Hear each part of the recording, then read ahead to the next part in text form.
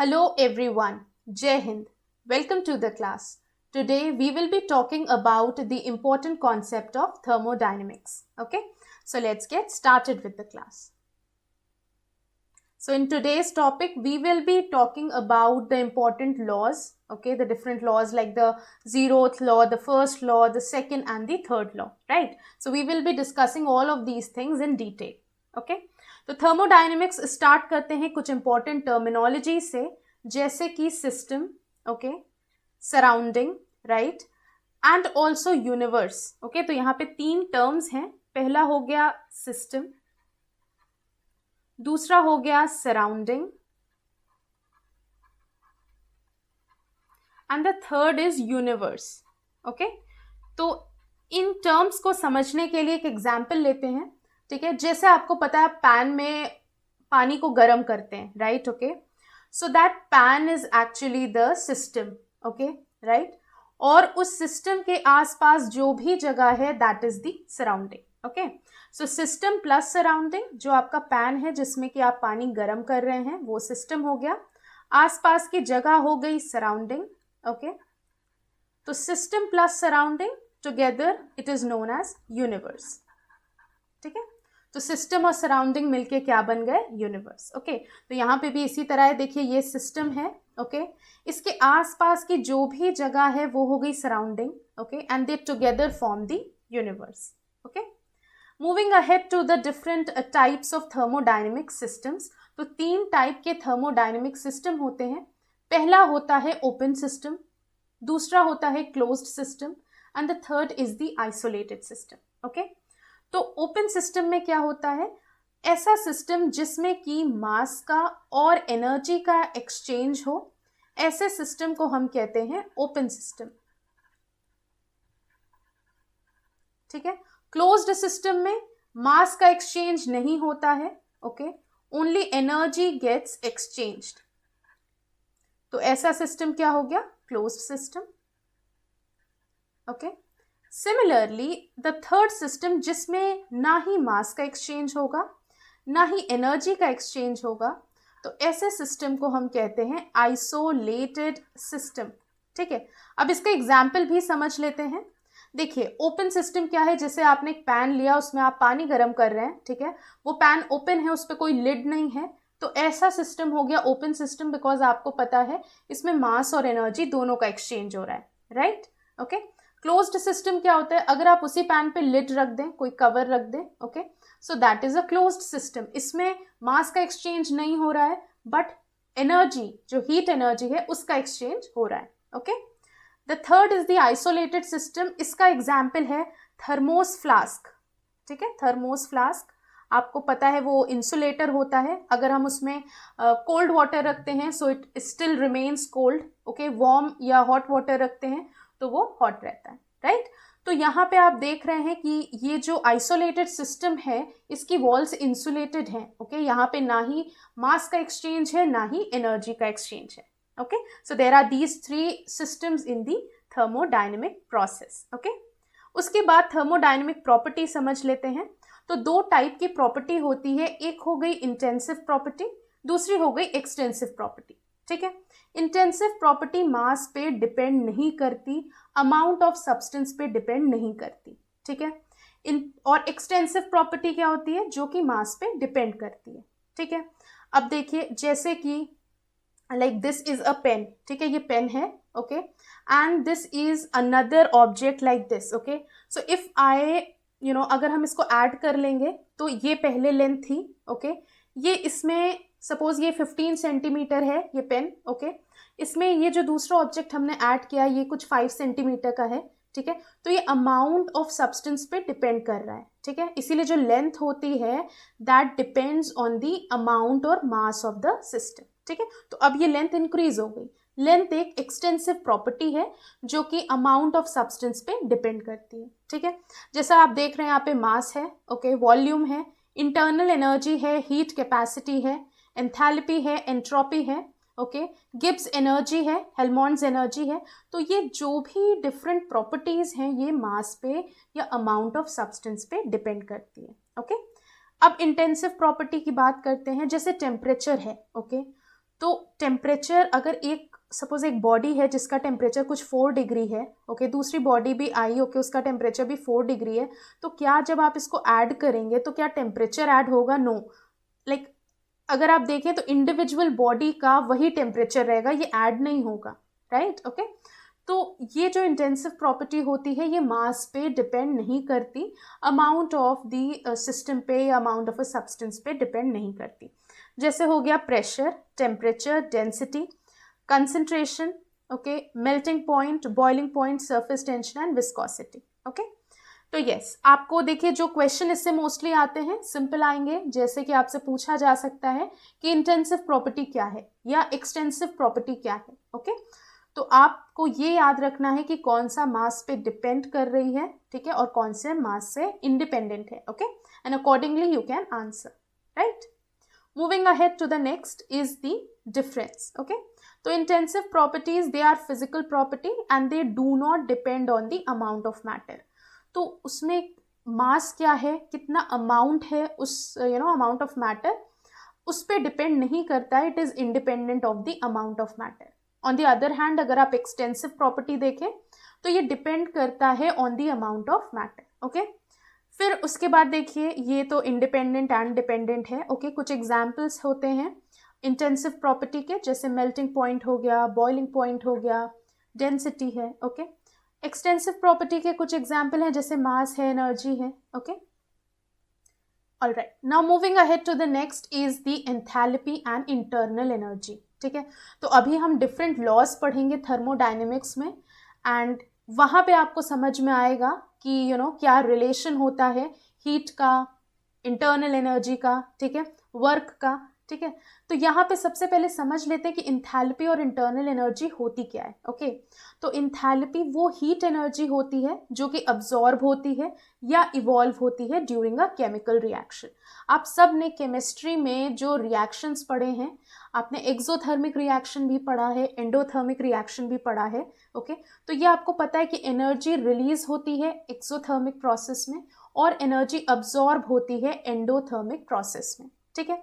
तो ये जो अब्जॉर्ब हो रही है एनर्जी या इवॉल्व हो रही है, this is actually the heat energy, okay.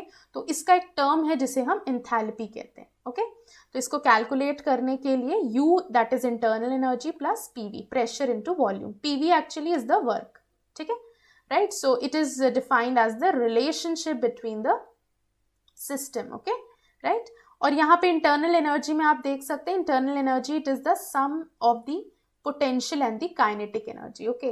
तो इंटरनल एनर्जी आप कैसे डिफाइन करेंगे किसी भी बॉडी की? तो देखिए कोई भी एक बॉडी होती है उनमें कुछ एनर्जी ऑलरेडी होती है, जैसे कि काइनेटिक एनर्जी हो गई, ठीक है, पोटेंशियल एनर्जी हो गई।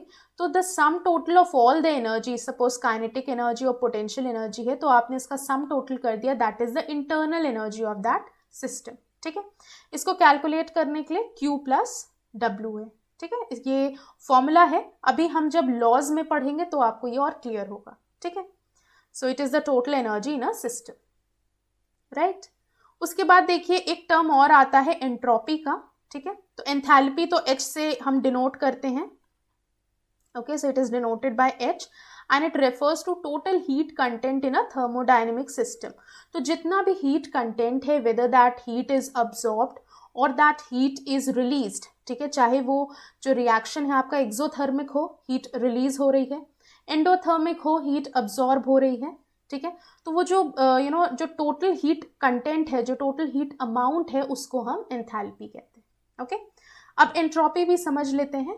एंट्रोपी का मतलब होता है द लेवल ऑफ डिसऑर्डर या रैंडमनेस, ओके। कोई एक सिस्टम में कितना डिसऑर्डर है, कितनी रैंडमनेस है, दैट इज द एंट्रोपी।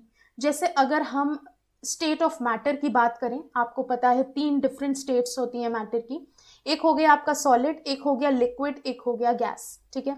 तो गैस के जो मॉलिक्यूल्स होते हैं आपको पता है वो like they are very distant from each other for the reason क्योंकि उनकी जो इंटरमॉलिक्यूलर फोर्स होती है वो वीक होती है, ओके, राइट। तो आपको ये पता है गैस में जो रैंडमनेस होगी वो ज़्यादा होगी comparing to that of solid, okay, right. तो डिग्री ऑफ या जो लेवल होता है रैंडमनेस का या डिसऑर्डरनेस का, ठीक है, उसको हम एंट्रोपी कहते हैं। जितना ज़्यादा डिसऑर्डर होगा कहीं, उसकी उतनी ही ज़्यादा एंट्रोपी होगी उस सिस्टम की। जैसे गैस की एंट्रोपी मैक्सिमम होती है, सॉलिड की मिनिमम होती है। ओके, फॉर द रीज़न क्योंकि जो गैस के जो मॉलिक्यूल्स होते हैं उनके बीच में फोर्स ऑफ अट्रैक्शन काफ़ी वीक होता है। ठीक है, तो यस आप देख सकते हैं वो डिसऑर्डर्ड रहते हैं या रैंडमनेस उनकी ज़्यादा होती है, तो एंट्रोपी भी उनकी ज़्यादा होती है। ठीक है, ओके अब देखिए कंपैरिजन है। एंथैल्पी है मेजरमेंट ऑफ एनर्जी, जो टोटल हीट कंटेंट है उस थर्मोडायनेमिक सिस्टम का, उसको हम एंथैल्पी कहते हैं।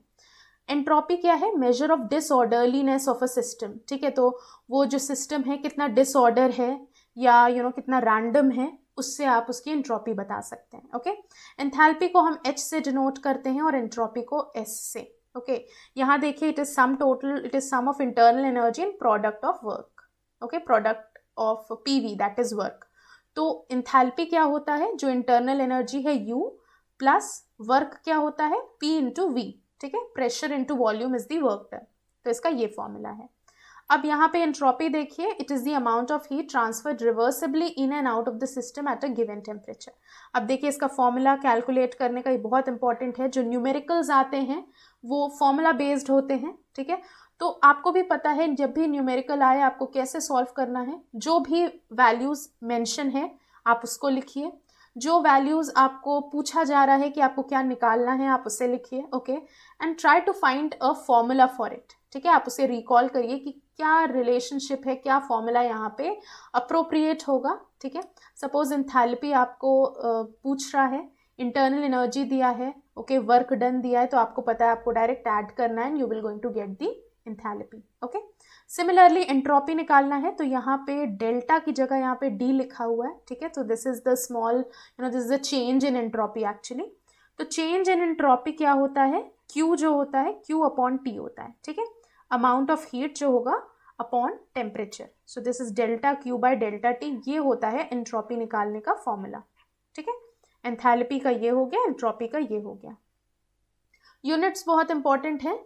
एंथैल्पी की यूनिट होती है किलो जूल पर मोल और एंट्रोपी की यूनिट होती है joule per kelvin mole. Okay,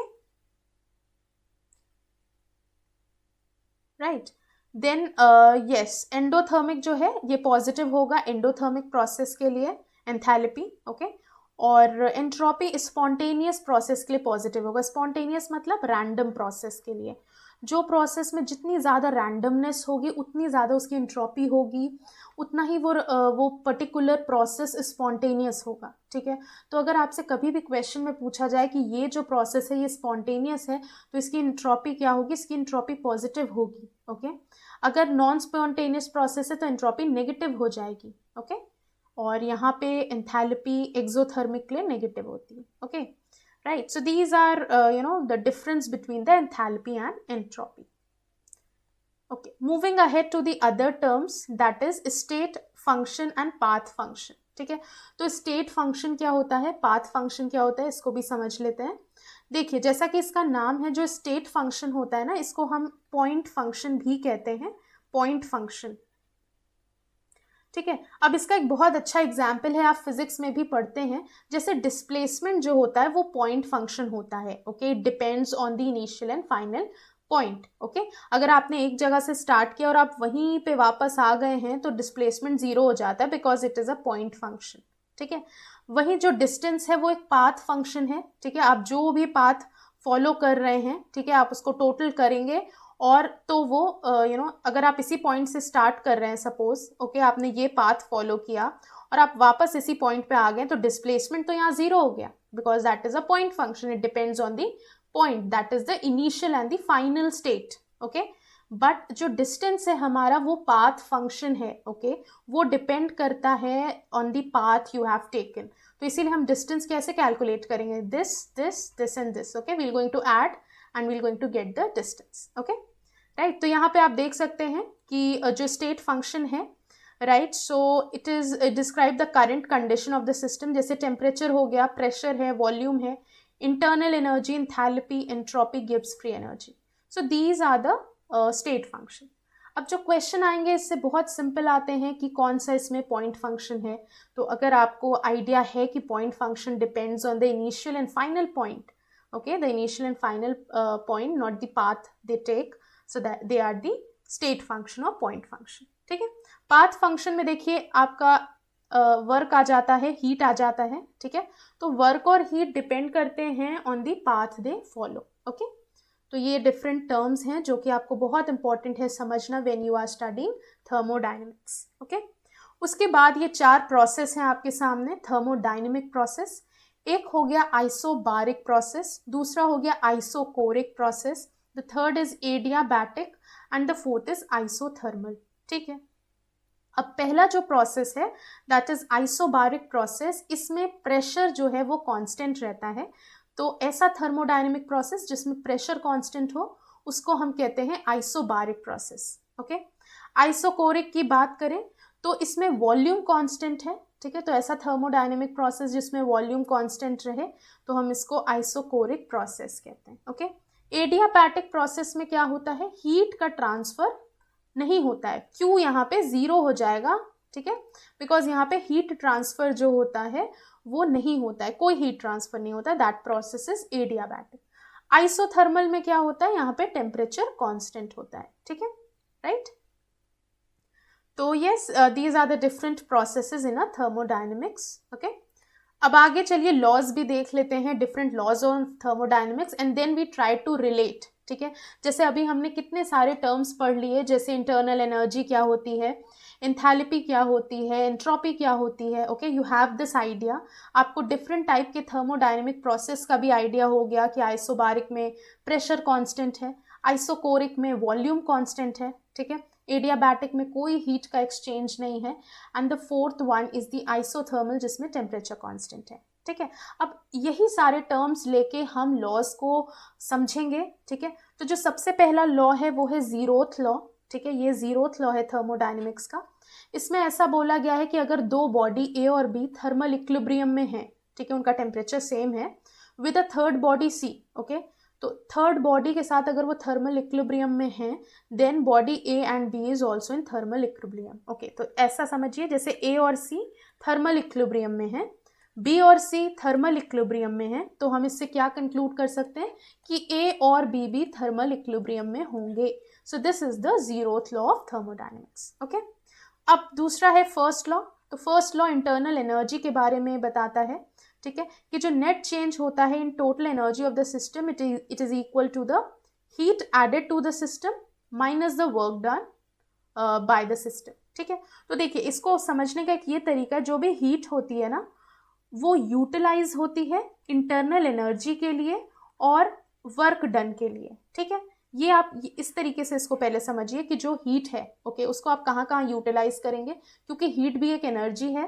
ठीक है, तो उसको आपने इंटरनल एनर्जी के लिए यूटिलाइज किया और वर्क डन के लिए यूटिलाइज किया. ठीक है, तो अब यहाँ से फॉर्मूला क्या आ जाएगा, Q minus W, you will going to get delta E. तो Q में माइनस डब्ल्यू जब आपने किया तो आपको इंटरनल एनर्जी मिल गया. Right, so this is the first law of thermodynamics. Okay, second law की बात करें तो in all the spontaneous process, अब ये एंट्रोपी के बारे में है. सेकेंड लॉ, जो स्पॉन्टेनियस प्रोसेस होते हैं entropy of a universe increases. ठीक है, तो ये तो हमें पता है कि अगर कोई प्रोसेस स्पॉन्टेनियस है मतलब वो प्रोसेस रैंडम है. रैंडम है तो उसमें डिसऑर्डर ज़्यादा होगा, उसकी एंट्रोपी ज़्यादा होगी. ठीक है, आप हमेशा रिलेट करके पढ़िए तो आपको याद रहेगा. ठीक है, कोई भी प्रोसेस स्पॉन्टेनियस का क्या मतलब हो गया कि वो रैंडम है. ओके, रैंडम है मतलब उसकी एंट्रोपी भी मोर है. ओके, उसमें डिसऑर्डरनेस ज़्यादा है, उसकी एंट्रोपी भी ज़्यादा है. Okay, third and the last law of thermodynamics, इसमें है कि जो वैल्यू होती है एंट्रोपी की of a completely pure crystalline substance is zero at absolute zero temperature. Absolute zero मतलब क्या, 0 केल्विन. ठीक है, तो 0 केल्विन पे जो प्योर क्रिस्टलाइन सब्सटेंस है उसकी एंट्रोपी 0 होती है. This is the third law. Okay, all right, so these are the different laws. Now moving ahead to the first one that is zeroth law. तो जीरोथ लॉ में simple है, अगर body ए और सी thermal equilibrium में है, body B और सी भी thermal equilibrium में है, तो बॉडी ए और सी भी थर्मल इक्विलिब्रियम में होगी. राइट, सो ये तो जीरोथ लॉ है. राइट, फर्स्ट लॉ में इंटरनल एनर्जी जो होगी that is utilized in that is actually Q minus W. ठीक है, internal energy is equals to heat added to the system minus the work done. ठीक है, तो ये क्या हो गया, फर्स्ट लॉ, राइट। ओके, तो फर्स्ट लॉ की कुछ लिमिटेशन है। First law does not say anything about whether the process is possible और not, okay, whether it is feasible और नॉट। और जो फर्स्ट लॉ है थर्मोडायनेमिक्स का, it does not say whether the process will occur on its own और not. ठीक है, first law does not provide any sufficient condition for a certain process to take place. ठीक है, so these are the limitations. Then देखिए जो second law है वो entropy की बात करता है। ओके, जो एंट्रोपी होता है ऑफ एनी नेचुरल या spontaneous process, it either increases और रिमेन्स कांस्टेंट। ठीक है, देखिए आपको बस इस तरह रिलेट करना है, प्रोसेस है स्पॉन्टेनियस, ठीक है, इसका मतलब उसमें डिसऑर्डर होगा, रैंडमनेस होगा, तो उसकी जो एंट्रोपी है वो भी बढ़ेगी। Okay, right. तो देखिए रिवर्सिबल प्रोसेस के लिए delta S is equals to 0, but जो इरिवर्सिबल प्रोसेस है उसमें डेल्टा एस यानी change in entropy will be positive, greater than 0 और पॉजिटिव। ठीक है, then moving to the second law, the example powering your car. Okay, so breaking chemical bonds in gas during combustion, it yields high quality energy which produces kinetic energy to move car. Okay, so it also produces waste energy as heat with little ability to do work. तो ये एक example है the second law of thermodynamics का, that is powering your car. Okay, उसके बाद देखिए जो first और second law of thermodynamics हैं उनके बीच में थोड़ा सा कंपैरिजन पढ़ लेते हैं जिससे कि आपको और क्लियर आइडिया मिलेगा। So version of the law of conservation of energy. ठीक है, तो जो फर्स्ट लॉ है वो एक्चुअली एनर्जी के कंजर्व होने की ही बात करता है, बिकॉज वर्क भी एनर्जी है, हीट भी एनर्जी है और इंटरनल एनर्जी तो एनर्जी है। ओके, तो आप देख रहे हैं कि एक एनर्जी दूसरे फॉर्म्स में कन्वर्ट हो रही है, so that is basically the conservation of energy. ठीक है, जो सेकेंड लॉ है it like it state what types of thermodynamic process are forbidden in nature.